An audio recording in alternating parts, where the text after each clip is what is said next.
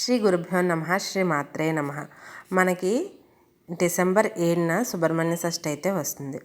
సుబ్రహ్మణ్య స్వామి షష్ఠి వస్తుంది. అయితే సుబ్రహ్మణ్య స్వామి షష్ఠి గురించి, కార్తికేయుడి జన్మం గురించి, కార్తికేయుడి యొక్క కథ వినడం వలన సకల అభిష్టాలు నెరవేరుతాయని, ఇహమునందు సుఖము పరమనందు మోక్షము కలుగుతుందని శివపురాణాలు వెల్లడి చేస్తున్నాయి.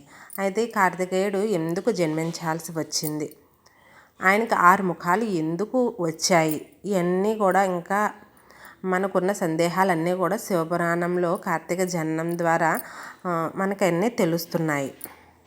బ్రహ్మ ఇచ్చిన ఒక వరం కారణంగా తారకాసురుడు అనే రాక్షసుడు ఇంద్రాది దేవతలను నానావిధ బాధలను అయితే పెట్టేసేవాడు. ఆ తారకాసుడు బ్రహ్మని నాకు శివశక్తుల యొక్క కుమారుడితోనే నా యొక్క సంహారం జరగాలని చెప్పేసి